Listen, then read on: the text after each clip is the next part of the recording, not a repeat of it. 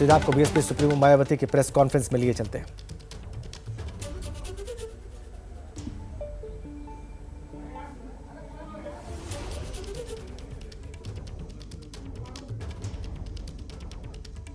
आज जन्मदिन है बीएसपी सुप्रीमो मायावती का और हमने देखा है पिछले कुछ वर्षों में आज के दिन वो जरूर प्रेस को संबोधित करती हैं।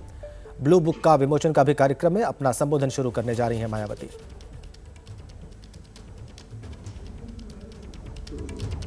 शुक्रिया आपका बहुत।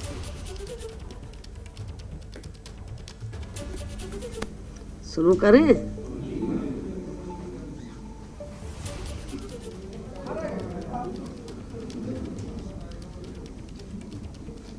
सबसे पहले आज मैं अपने जन्मदिन के मौके पर आप सभी मीडिया बंधुओं को वे आपके माध्यम से पूरे देशवासियों को तथा बीएसपी के सभी छोटे बड़े पदाधिकारियों कार्यकर्ताओं एवं अपने शुभचिंतकों को भी नववर्ष सन 2024 की हार्दिक बधाई एवं शुभकामनाएं देती हूँ। साथ ही कुदरत से ये भी कामना करती हूँ कि ये नववर्ष सभी की जिंदगी में अपार तरक्की व खुशहाली लाए तथा आए दिन नई नई आ रही बीमारियों के प्रकोप से भी जरूर बचाए। वैसे मेरे जन्मदिन को लेकर आप लोग ये अवगत हैं कि नव वर्ष के पहले महीने में ही अर्थात आज के ही दिन दिनांक 15 जनवरी को पूरे देश भर में बीएसपी पार्टी व मूवमेंट से किसी न किसी रूप में जुड़े लोग मेरा जन्मदिन विशेषकर जन कल्याणकारी दिवस के रूप में ही मनाते हैं और वे इस वर्ष आज भी उसी मिशनरी भावना व सोच के तहत ही मेरा जन्मदिन मना रहे हैं। पूरे देश भर में मेरा जन्मदिन मना रहे हैं।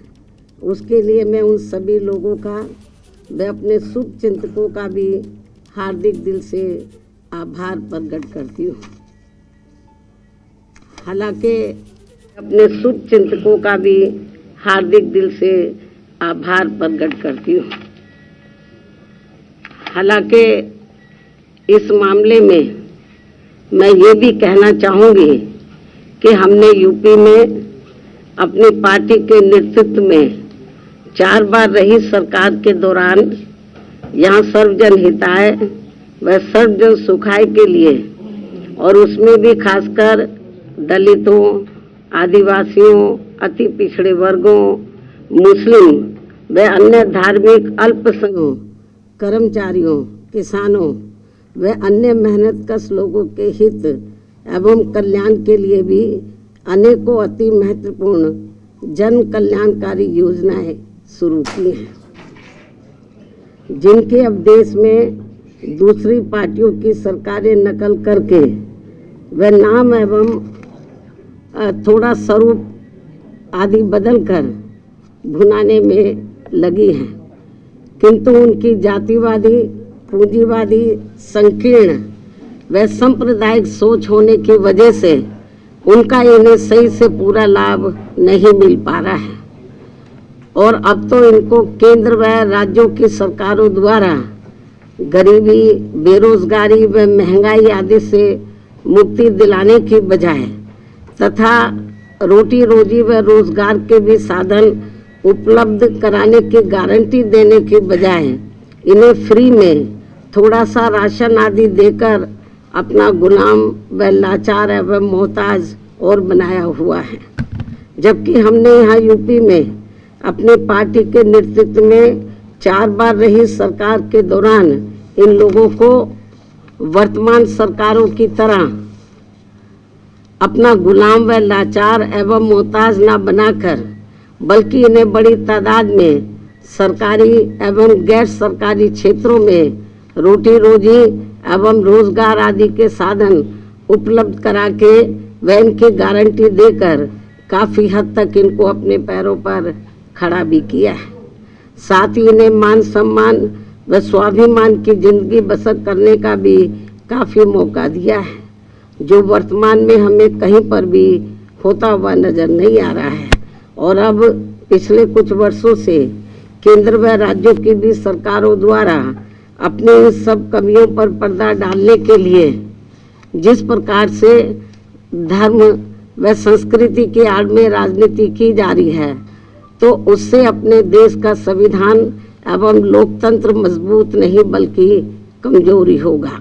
आज मैं अपने जन्मदिन के खास मौके पर व मीडिया के जरिए इन सभी दुखी एवं पीड़ित लोगों से व विशेषकर बहुजन समाज के सभी वर्गों से अर्थात दलितों, आदिवासियों, अति पिछड़े वर्गों, मुस्लिम व अन्य धार्मिक अल्पसंख्यक समाज के लोगों से ये कहना चाहूँगी कि वे अपनी रोटी रोजी व रोजगार आदि के लिए तथा मान सम्मान एवं स्वाभिमान की जिंदगी बसर करने व अपनी वर्तमान एवं आगे आने वाली पीढ़ी की बेहतरी के लिए भी अपने संतों, गुरुओं व महापुरुषों में भी खासकर महात्मा ज्योतिबा फूले, श्री छत्रपति शाहू जी महाराज, श्री नारायण गुरु, परम पूज्य बाबा साहब डॉक्टर भीमराव अंबेडकर एवं मान्यवर श्री कांशीराम जी आदि के बताए हुए रास्तों पर चलकर अपनी एकमात्र हितैषी पार्टी बीएसपी को हर मामले में जरूर मजबूत बनाना है तथा जिनके हित व कल्याण के लिए मैंने अपनी पूरी जिंदगी भी समर्पित की है। साथ ही केंद्र व राज्यों की भी सत्ता खुद अपने हाथों में लेकर बाबा साहब डॉक्टर भीमराव अंबेडकर द्वारा निर्मित संविधान में दिए गए संवैधानिक कानूनी अधिकारों का भी सही से पूरा लाभ लें, तभी फिर वास्तव में इन वर्गों के लोग अपनी खुशहाल जिंदगी व्यतीत कर सकते हैं। और ये सब हमने उत्तर प्रदेश में अपनी सरकार के समय में काफ़ी कुछ करके भी दिखाया है, जबकि कांग्रेस, बीजेपी व इनकी सभी सहयोगी पार्टियां भी जिनकी सोच, सिद्धांत एवं कार्यशैली पूर्ण रूप से जातिवादी, पूंजीवादी, संकीर्ण, सांप्रदायिक व सामंतवादी भी है, ऐसी ये पार्टियां सत्ता में बने रहकर इनको कभी भी अपने पैरों पर खड़े होते हुए देखना नहीं चाहती हैं। ऐसे में फिर इन सभी विरोधी पार्टियों की सरकारों के चलते इनका सही से पूरा विकास व उत्थान आदि नहीं हो सकता है। इतना ही नहीं बल्कि देश में SC, ST व OBC वर्गों के लोगों को सरकारी नौकरियों एवं अन्य और क्षेत्रों में भी आरक्षण दिए जाने की संविधान में जो व्यवस्था की गई है, तो उनका भी अब इन विरोधी पार्टियों की रही सरकारों में इन्हें पूरा लाभ नहीं मिल पा रहा है तथा अन्य और मामलों में भी इनकी लगभग यही खराब व दयनीय स्थिति बनी हुई है। इसलिए इन सब बातों को ध्यान में रखकर देश में गरीबों, मजदूरों, बेरोजगारों तथा बहुजन समाज के सभी वर्गों के लोगों को बीएसपी से जुड़ना तथा इन्हें फिर सत्ता तक पहुंचना बहुत ज़रूरी है। किंतु इन्हें यहाँ ये बात भी जरूर ध्यान में रखकर चलना होगा कि ये लोग अपने इस मकसद में कामयाब ना हो सके तो उसके लिए यहाँ सभी विरोधी पार्टियाँ अंदर अंदर एक होकर व किस्म किस्म के साम, दाम, दंड भेद आदि अनेकों हथकंडे इस्तेमाल करके इन्हें हमेशा सत्ता से दूर बनाए रखना चाहती हैं, जिनसे इन्हें हर स्तर पर सावधान रहना होगा तथा गुमराह भी नहीं होना है। और इस मामले में ताज़ा उदाहरण ये है कि अभी हाल ही में विपक्ष के इंडिया गठबंधन को लेकर जिस प्रकार से सपा मुखिया ने एक सोची समझी रणनीति के तहत बीएसपी के लोगों को गुमराह करने के उद्देश्य से कुछ ही घंटों के अंदर बीएसपी प्रमुख के प्रति गिरगिट की तरह अपना रंग बदला है, तो उससे भी पार्टी के लोगों को जरूर सावधान रहना है। पिछले महीने पार्टी की ऑल इंडिया की बैठक में आम सहमति से श्री आकाश आनंद को मैंने अपना एकमात्र उत्तराधिकारी घोषित किया था तो उसके बाद से बीच बीच में अब मीडिया में ये भी फर्जी व गलत खबरें प्रचारित की जा रही हैं कि ऐसा लगता है कि अब बीएसपी प्रमुख जल्दी ही राजनीति से संन्यास लेने वाली है, जिसमें रत्ती भर भी सच्चाई नहीं है। जबकि मेरी जिंदगी का आखिरी सांस भी पार्टी को मजबूत बनाने में ही लगा रहेगा। इस किस्म की फर्जी व गलत खबरों से भी पार्टी के लोगों को गुमराह नहीं होना है। और अब तो चुनावों में ईवीएम में अधिकांश धांधली व गड़बड़ी किए जाने की मिल रही खबरों से भी बीएसपी के लोग भी काफ़ी ज़्यादा दुखी व चिंतित भी हैं। हालांकि ऐसी स्थिति में ये व्यवस्था बाहरी देशों की तरह कभी भी यहाँ ख़त्म हो सकती है। ऐसे में अपनी पूरी ऊर्जा से पार्टी को मजबूत बनाने में लगे रहना है। अपनी पार्टी के लोगों को ऐसे में अपनी पूरी ऊर्जा से पार्टी को मजबूत बनाने में लगे रहना है। और यदि पार्टी के लोग इन सभी हालातों का मुकाबला करके अपनी पूरी ईमानदारी व निष्ठा से आगे बढ़ने की पहल करते हैं तो फिर हमारी पार्टी जरूर आगे बढ़ेगी। इसी भरोसे के साथ ही अब मैं अपने जन्मदिन के शुभ अवसर पर अपनी पार्टी व मूवमेंट के हित में हर वर्ष की तरह इस वर्ष भी मेरी लिखित पुस्तक मेरा संघर्ष में जीवन एवं बीएसपी मूवमेंट का सफरनामा के 19वें हिंदी एवं अंग्रेजी संस्करण का विमोचन भी करती हूँ। और ये पुस्तक खासकर वर्तमान युवा पीढ़ी व पार्टी में नए जुड़े लोगों के साथ साथ आगे आने वाली पीढ़ी के लिए भी उनका एक उज्जवल एवं बेहतरीन मार्गदर्शक बनने का काम करेगी, जिसे मैं हर वर्ष इस पुस्तक के जरिए आज के ही दिन अपने लोगों को ये खास तोहफा भी देती हूँ।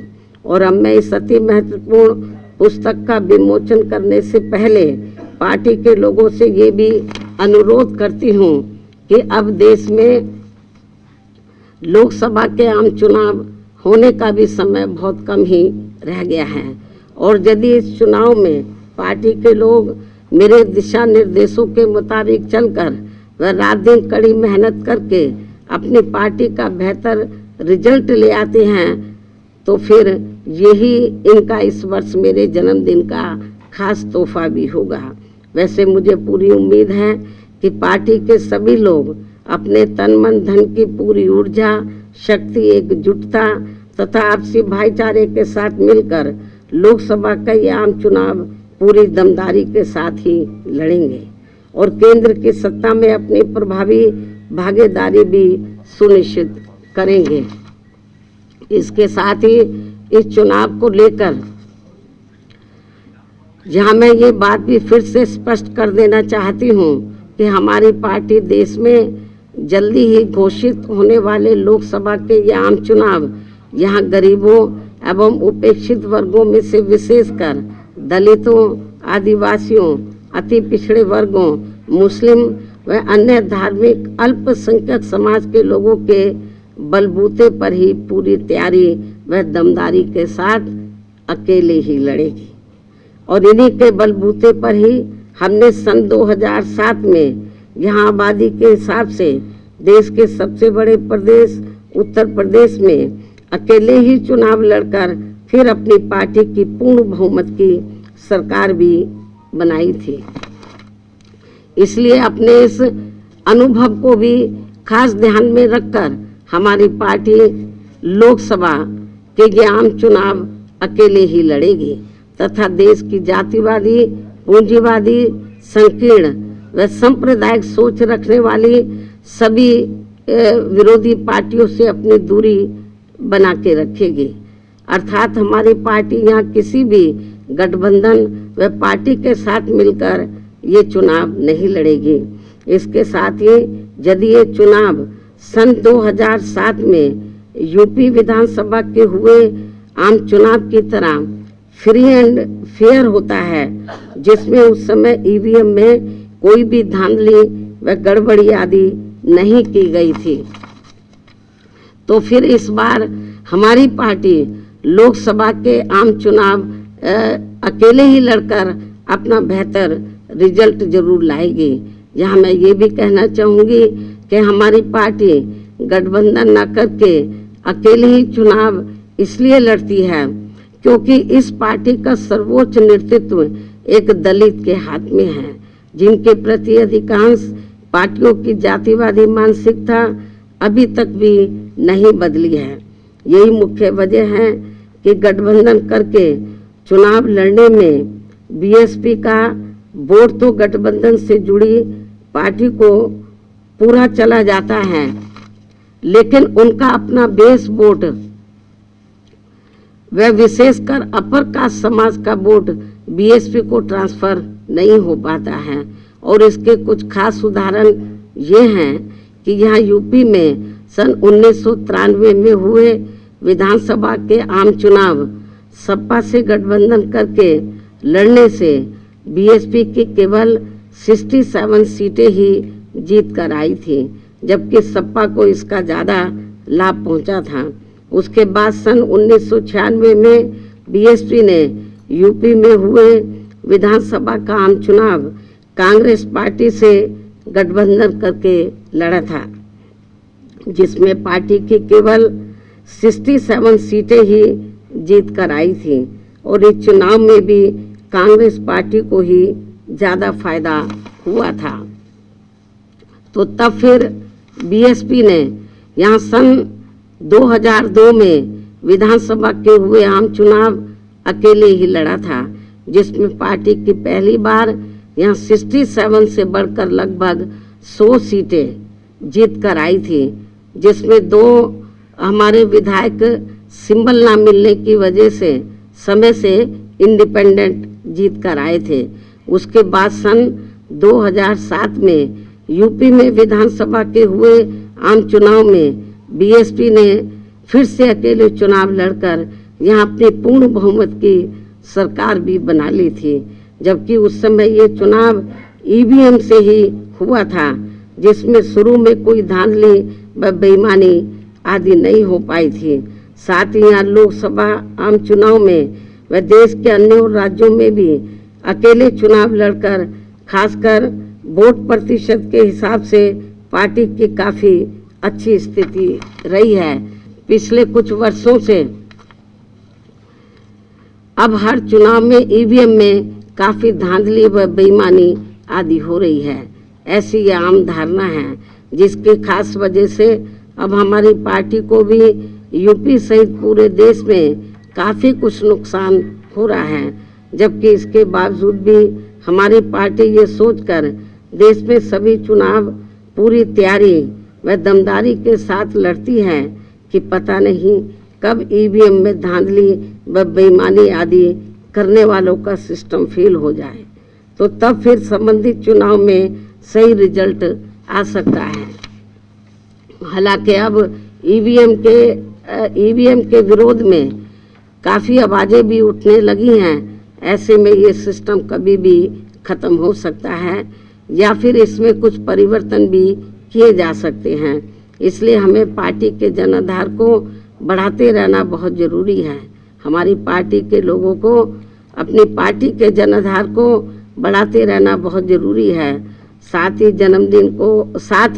गठबंधन को लेकर खासकर मैं गठबंधन के बारे में बताना चाहती हूँ।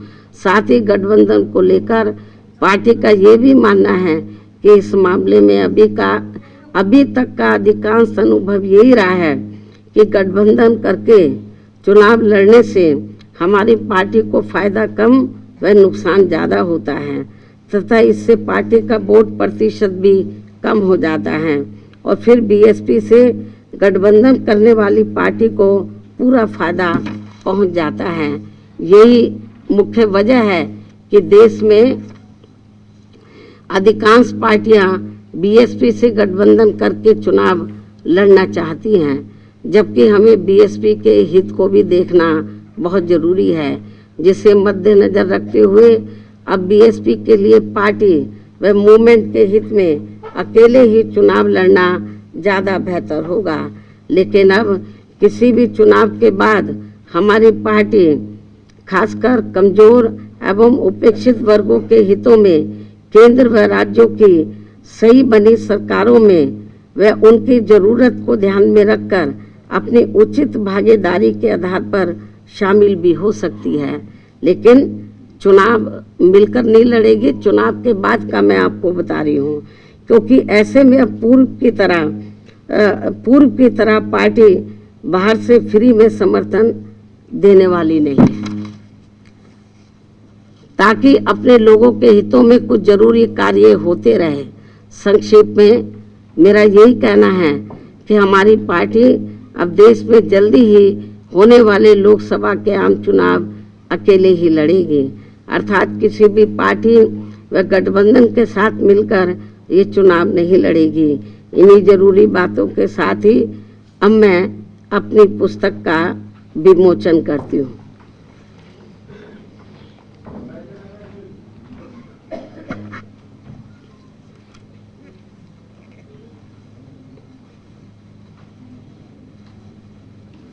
बड़ी खबर, किसी गठबंधन में नहीं जाएंगी मायावती। पहले ये काम तो हो जाने दो।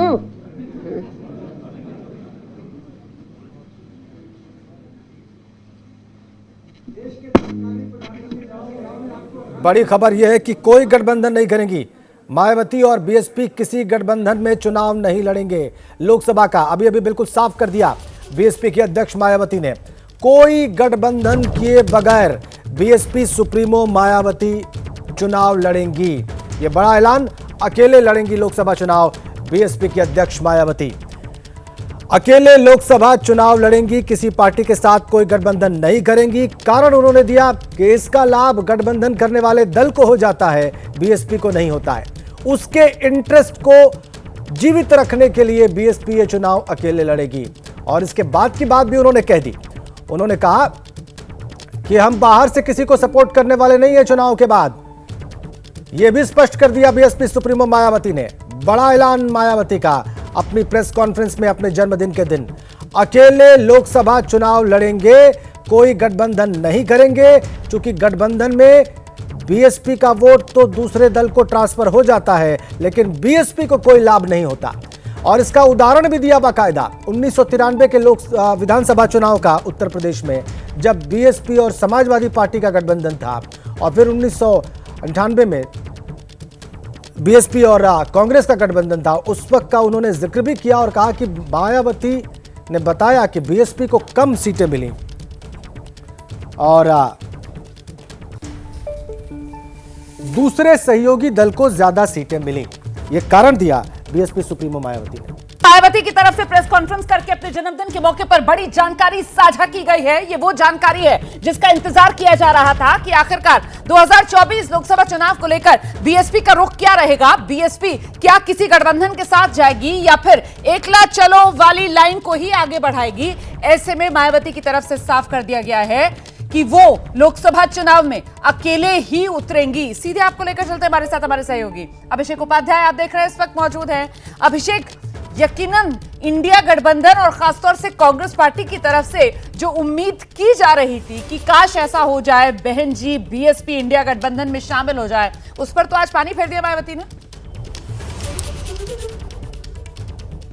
देखिए, बड़ा राजनीतिक डेवलपमेंट है, इसके मायने बहुत ही क्लियर हैं। पहली बात तो ये है कि जो कोशिश की जा रही थी इंडिया गठबंधन की ओर से कि बीजेपी के खिलाफ एक उम्मीदवार दिया जाए, उस पर पहली बात तो पानी फिरा है। दूसरी महत्वपूर्ण बात ये है कि सियासत में जो बहन जी की ताकत है उसको जो बीएसपी में ये फील किया जा रहा था कि इंडिया गठबंधन उसको अंडरमाइन कर रहा है। कई बार बीच में ये फीलर्स आए कि बहन जी को उनका ड्यू दिया जाए, उनको प्रधानमंत्री पद का उम्मीदवार घोषित किया जाए। ये कई बीएसपी के नेताओं ने खुलकर के ये बात कही। आप जब सीट शेयरिंग में बात करेंगे तो बीएसपी का वोट बैंक के हिसाब से रिप्रेजेंटेशन दीजिए, लेकिन जो फीलर्स आ रहे थे वो उल्टे आ रहे थे। समाजवादी पार्टी की ओर से कई बार ये बात सामने आई कि अगर बीएसपी रहेगी तो समाजवादी पार्टी नहीं रहेगी, और ऐसे में बहन मायावती ने अपनी अलग लाइन तय कर ली है और ये एक महत्वपूर्ण है, यूपी के लिए तो बेहद महत्वपूर्ण है। आप सोचिए, पिछली बार का चुनाव याद कीजिए, पिछली बार बीएसपी को 10 सीटें आई थी, समाजवादी पार्टी को 5 सीटें आई थी 2019 में, और वो तब था जबकि दोनों ये मिलके लड़े थे। तो ऐसे में आप बीएसपी की ताकत को यूं भी समझ सकते हैं कि जब जुड़े दोनों तो बीएसपी को सीटें ज्यादा आई। एक महत्वपूर्ण बात ये भी है। दूसरी महत्वपूर्ण बात ये है कि बीएसपी की जो अपनी ताकत है वो उसके काडर है, उसका वोटर है, और वो जब अलग होकर के चुनाव लड़ेगा तो वोटों का डिवीजन जो है वो बड़ी ताकत में होगा, और इससे भी इंडिया गठबंधन को, ये विपक्ष की संभावनाओं को भारी नुकसान पहुंच सकता है। रहिए मेरे साथ, मैं लौटूंगी आपके पास। सीधे रुख करते हैं, हमारे सहयोगी आशीष कुमार सिंह भी इस वक्त हमारे साथ मौजूद हैं। आशीष, ये बड़ा झटका यकीनन कांग्रेस की उम्मीदों को लगा है, क्योंकि कांग्रेस की तरफ से तो साफ तौर पर यह संदेश दिया जा रहा था कि मायावती इंडिया गठबंधन में शामिल हो जाए। लेकिन आज अपने जन्मदिन के मौके पर मायावती मीडिया के सामने आती हैं और साफ तौर पर ऐलान कर देती हैं 2024 लोकसभा चुनाव बीएसपी अकेले लड़ेगी। जी हाँ, बिल्कुल आप ठीक कह रही हैं। खुद कांग्रेस के प्रभारी उत्तर प्रदेश में अविनाश पांडे, उन्होंने ऑन रिकॉर्ड आज से करीबन 6-7 दिन पहले ये बात कही थी कि हम मायावती जी के संपर्क में हैं। कांग्रेस लगातार उनको वो करने की, उनको मनाने की, अपने साथ इंडिया अलायंस में लाने की कोशिश कर रही थी। So much so that Samajwadi party ने पहले इस पे एक्सेप्शन लिया और कहा कि अगर आप उनको लाते हैं तो हम साथ में नहीं होंगे। फिर समाजवादी पार्टी से बातचीत हुई और उसके बाद उन्होंने अपना स्टैंड सॉफ्ट किया। हाउएवर, मैं याद दिलाना चाहूंगा आपसे, ठीक 5 दिन पहले 10 तारीख को एबीपी न्यूज ने सबसे पहले रोमाना ये खबर ब्रेक की थी कि मायावती इंडिया अलायंस का हिस्सा नहीं बनेंगी। ये खबर सबसे पहले एबीपी न्यूज ने दिखाया था और आज उसकी पुष्टि कर दी है मायावती ने, और उसके बैकग्राउंड वही है, रीजंस वही है जो थोड़ी देर पहले अभिषेक बता रहे थे। मायावती भी इस बात को भली भांति जानती है कि उनका वोट शेयर कितना बड़ा है, उसको इंटैक्ट रह करके, और उन्होंने खुद कह दिया कि वोट ट्रांसफर नहीं होते, इसलिए वो इंडिया अलायंस का हिस्सा नहीं बनना चाहती। बाकी उनकी पॉलिटिकल राइवलरी वजह सारी दूसरी है। लेकिन ये बात बिल्कुल सही है कि मायावती का ये औपचारिक खुले तौर पर इसका घोषणा कर देना निश्चित तौर पर इंडिया अलायंस को नुकसान पहुंचाएगा, और जो ख्वाहिश थी कांग्रेस पार्टी की आपको कम से कम इस दफा 2024 लोकसभा चुनाव में पूरी। यही बड़ा महत्वपूर्ण बिंदु है कि कांग्रेस की जो उम्मीदें थी उत्तर प्रदेश इंडिया गठबंधन बीएसपी भी साथ आ जाए, उस पर मायावती के आज के बयान ने पानी फेर दिया है। मायावती की तरफ से जो कहा गया कि गठबंधन से वोट ट्रांसफर होते नहीं है, किसी पार्टी के साथ वो गठबंधन करेंगी नहीं, लोकसभा चुनाव में बीएसपी अकेले चुनाव लड़ेगी। सुनिए सर। हमारी पार्टी लोकसभा के आम चुनाव अकेले ही लड़ेगी तथा देश की जातिवादी, पूंजीवादी, संकीर्ण व सांप्रदायिक सोच रखने वाली सभी विरोधी पार्टियों से अपनी दूरी बना के रखेगी। अर्थात हमारी पार्टी यहाँ किसी भी गठबंधन व पार्टी के साथ मिलकर ये चुनाव नहीं लड़ेगी। तो सुन रहे थे आप, मायावती को प्रेस कॉन्फ्रेंस करके साफ कर दिया है, लोकसभा चुनाव में अकेले मैदान में उतरेगी बीएसपी, अकेले लड़ेंगे लोकसभा चुनाव, ये कह दिया है मायावती ने। किसी पार्टी के साथ गठबंधन नहीं, ये कह दिया है मायावती ने। गठबंधन में वोट ट्रांसफर नहीं होता, ये जो बात मायावती की तरफ से कही गई है। हम सीधे आपको लेकर चलते हैं, हमारे सहयोगी लगातार हमारे साथ बने हुए अभिषेक उपाध्याय का रुख करते हैं। अभिषेक, वोट ट्रांसफर नहीं होता है गठबंधन में, ये मायावती कह रही है, जबकि 2014 बीएसपी को लोकसभा चुनाव में एक सीट भी नहीं मिली थी। 2019 चुनाव मैदान में बीएसपी उतरती है तो समाजवादी पार्टी तो वही 2014 वाला ही अपना आंकड़ा दोहराती है 2019 पे, 5 सीटें ही हासिल करती है। लेकिन एसपी के साथ आने से बीएसपी 0 से 10 पर पहुंच जाती है, और आज मायावती ये कह रही है कि गठबंधन में वोट ट्रांसफर नहीं होता।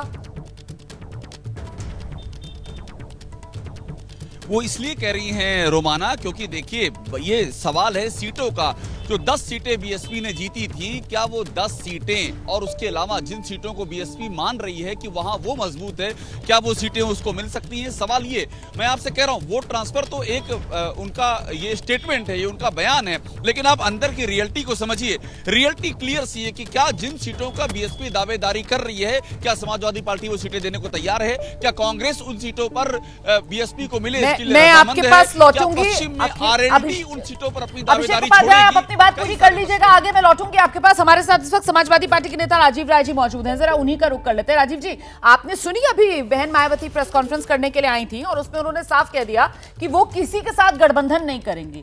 उन्होंने 2 बड़ी बातें कही हैं, कह रही है गठबंधन में वोट ट्रांसफर नहीं होता और अखिलेश ने गिरगिट की तरह रंग बदला। राजीव जी। मैं प्रेस कॉन्फ्रेंस नहीं सुना, आपसे सुन रहा हूँ। बहन जी स्वतंत्र है अपना निर्णय लेने के लिए, किसी के साथ गठबंधन करे न करे, उनका अपनी राजनीतिक पार्टी की मुखिया है और अब मुखिया के रूप में जो भी निर्णय ले ये उनके लिए हमारा उन पर कोई कमेंट नहीं है। और बाकी बातें जो कर रहे हैं उसका फैसला जनता करेगी। और वो ट्रांसफर हुआ या नहीं हुआ, विधानसभा चुनाव ने, लोकसभा चुनाव ने बता दिया। लोकसभा में 10 थे, विधानसभा में 1 पर आ गए। तो जो सामने दिख रहा है उस पर मैं कमेंट नहीं करना चाहता हूँ। बहन जी बड़ी हैं जी, और उनको हमारी शुभकामनाएं। लेकिन इससे क्या उत्तर प्रदेश में इंडिया गठबंधन कमजोर होगा? राजीव जी, ये सिर्फ मीडिया के लोगों का कहना है। मैं एक बात बता दूं, गठबंधन में जब हम थे तो हमको कितनी सीटें मिली, और जब गठबंधन में मायावती जी के साथ हम नहीं थे तो हमको कितनी सीटें मिली। और मैं जैसे इस समय मऊ से हूँ, घोसी में हूँ मैं। हम जब 2022 में अकेले लड़े तो भारतीय जनता पार्टी से 1,43,000 वोट हमारे लोकसभा में, पूरे लोकसभा में जोड़ रहे, सारे विधानसभा से अधिक थे। बलिया में हम लोग 78,000 अधिक थे। तो हम तो बिना गठबंधन के उनसे आगे चल रहे हैं भारतीय जनता पार्टी के। मैं वो बड़े नेताओं की बात है, गठबंधन में आती है नहीं आती है, मैं बस इतना करना चाहूंगा कि मायावती जी का जन्मदिन है जी, हमारे जैसे लोगों की शुभकामनाएं उनके साथ हैं। लेकिन लग रहा है अखिलेश यादव जी से नाराजगी बहुत ज्यादा है। कह रही हैं अखिलेश ने गिरगिट की तरह रंग बदला। अब उस भाषा में हम लोग समाजवादी है ना, हमारे संस्कार नहीं इजाजत देते हैं कि उस भाषा में हम उनको जवाब दें। अब किसने क्या बदला और कब कैसे बदल देता है, जनता तो देख ही रही है कब कैसे कौन बदलता रहता है।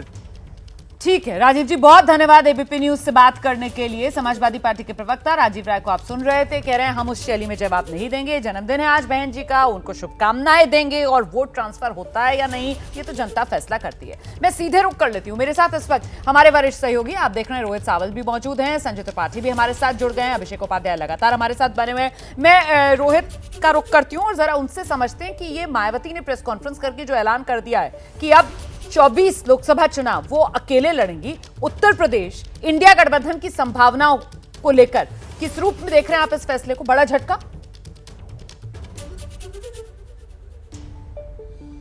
देखिए रोमाना, बिल्कुल सही आपने कहा, ये बड़ा नहीं बहुत बड़ा झटका है इंडिया गठबंधन के लिए अगर उत्तर प्रदेश के लिहाज से बात करें। देखिए रोमाना, मैं आपको बताऊं, पहले अखिलेश यादव कहते हैं कि अगर बसपा के साथ गठबंधन हुआ, समाजवादी पार्टी ने कहा था जब इंडिया अलायंस स्वरूप ले चुका, उसके बाद जब बैठकों का दौर शुरू हुआ तो हम इस गठबंधन का हिस्सा नहीं बनेंगे। लेकिन कांग्रेस चाहती थी कि बीएसपी इस गठबंधन का हिस्सा बने, और उसके बाद एक हफ्ता पहले मैं आपको लेकर चलूंगा, फिर समाजवादी पार्टी के सुर बदले। सपा ने कहा कि अगर बसपा आ जाती है इंडिया गठबंधन में तो खैर हमें कोई दिक्कत नहीं है, मायावती बड़ी नेता है, मायावती के खिलाफ कोई सफाई बयानबाजी ना करे। ये तमाम बातें अखिलेश यादव ने कही। रोमाना, ये बातें इसीलिए कही गई क्योंकि मैं आपको बता दूं, देखिए मायावती के अकेले चुनाव लड़ने का सबसे बड़ा फायदा अगर किसी को होगा वो भारतीय जनता पार्टी को होगा, क्योंकि जो एंटी बीजेपी वोट है, एंटी भाजपा वोट है, एंटी एनडीए वोट है, उन वोटों का बिखराव होगा। यानी अब देखिए, अगर पूरे पश्चिमी उत्तर प्रदेश की अगर मैं बात करूं, देखिए पिछली बार मायावती ने 38 सीट पे चुनाव लड़ा और 10 सीट पर जो जीत हासिल की थी। वहीं अगर पश्चिमी उत्तर प्रदेश की आप बात करें, और खास तौर पे भारतीय जनता पार्टी की जो मुश्किल थी पश्चिमी उत्तर प्रदेश में, वो मुस्लिम बाहुल्य सीटें थी। मैं आपको बता दूं, मुरादाबाद, रामपुर, ये 2 ऐसी सीटें, इसके अलावा अगर नगीना बिजनौर की भी बात कर ली जाए, ये 4 ऐसी सीटें थी। बीजेपी के जो रणनीतिकार हैं उनके माथे पर बल था कि इन सीटों पर किस तरह की रणनीति चुनाव जीतने के लिए बनाई जाए। लेकिन जैसे ही बसपा का प्रत्याशी भी वहां पर उतरेगा, और अगर सपा कांग्रेस का प्रत्याशी भी उतरता है और बीजेपी का प्रत्याशी भी उतरता है, तो रोमाना अगर आंकड़ों के लिहाज से देखिए तो बीजेपी प्रत्याशी के लिए राह आसान होगी। हालांकि चुनाव होगा, इसमें कोई शक नहीं है, लेकिन इतना जरूर है कि बहुत बड़ा झटका इंडिया गठबंधन और खासतौर पर कांग्रेस को, वो कांग्रेस जो चाहती थी कि उत्तर प्रदेश में बीजेपी को कड़ी टक्कर दी जा सके, उसके सामने एक बड़ा झटका है। क्योंकि हर रोज इंडिया गठबंधन में जिस तरह से जो मौजूदा साथी भी हैं वो भी लगातार झटके दे रहे हैं, लेकिन आज मायावती ने जो ये साफ कर दिया, उससे उत्तर प्रदेश की सियासी बिसात अब एकदम साफ हो गई है।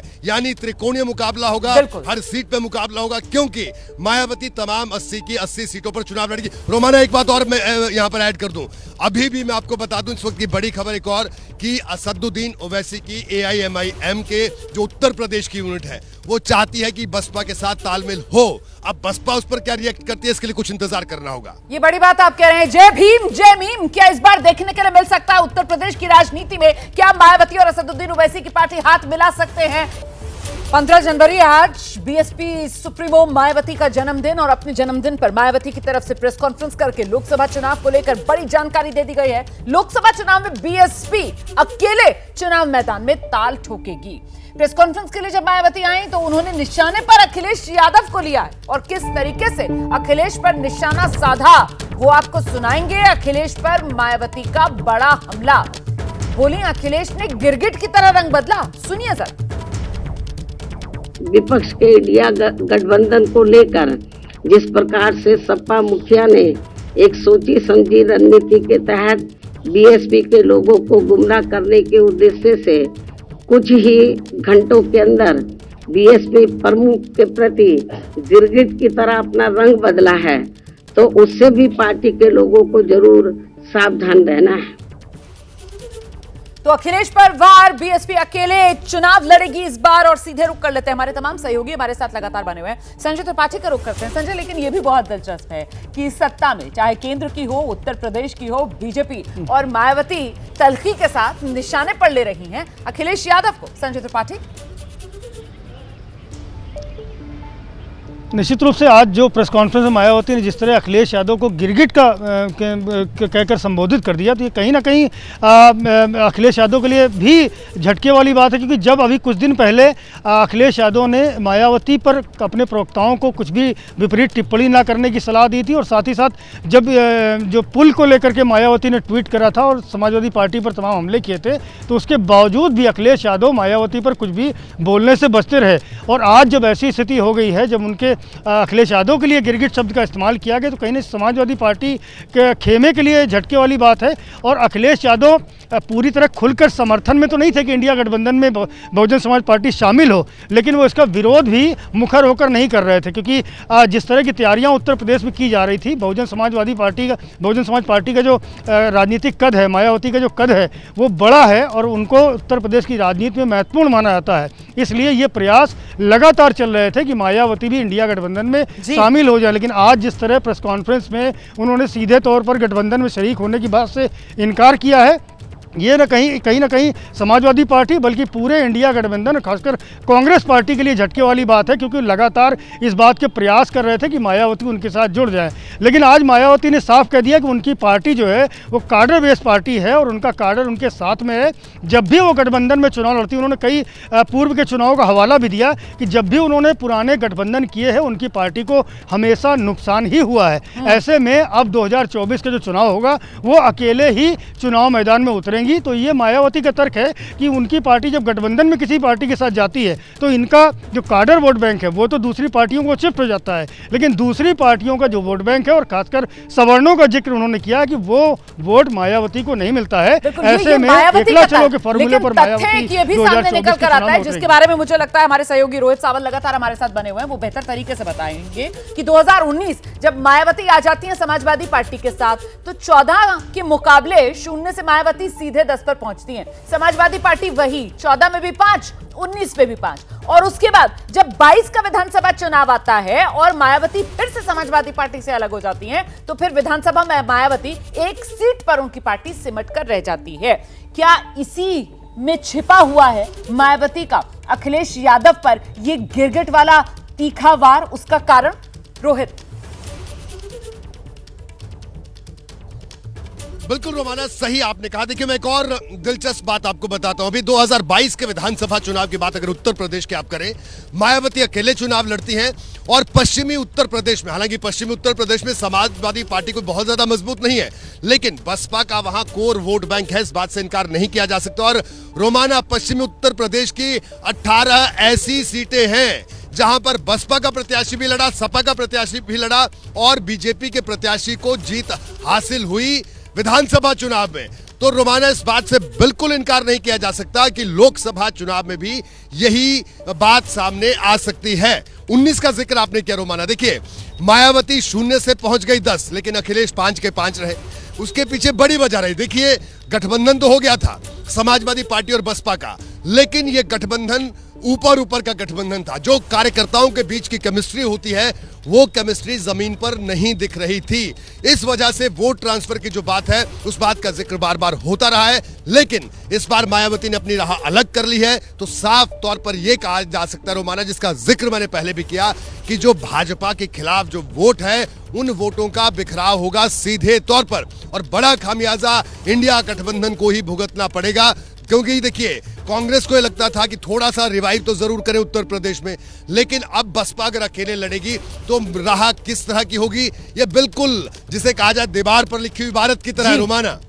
बिल्कुल, आप जो जानकारी दे रहे हैं उसी को आगे बढ़ाएंगे, लेकर चलते हैं अपने सहयोगी अभिषेक उपाध्याय के पास। अभिषेक, देखिए, विपक्ष कहीं ना कहीं अगर उत्तर प्रदेश की सियासत को देखा समझा जाए और चुनावी राजनीति के आंकड़ों के लिहाज से देखा समझा जाए तो एक तरीके से अस्तित्व की लड़ाई लड़ता हुआ नजर आ रहा है। ये अगर कहा जाए तो गलत नहीं होगा।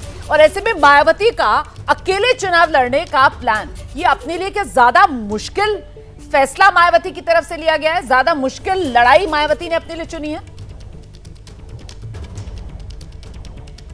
देखिए, मुझे लगता है रोमाना, जो रोहित कह रहे थे वो एक सच्चाई है कि ये बीजेपी को फायदेमंद होगा, लेकिन उससे दूसरा पहलू ये भी है कि ये लड़ाई जो है, ये विपक्षी जो हिस्सेदारी है उसमें मैक्सिमम चंक लेने की लड़ाई है। देखिए, ये क्लियर है, मायावती बहुत ही सीजन पॉलिटिशियन है, उनको मालूम है कि 2024 में यूपी में क्या होने जा रहा है, ये उनसे कोई छुपा हुआ नहीं है।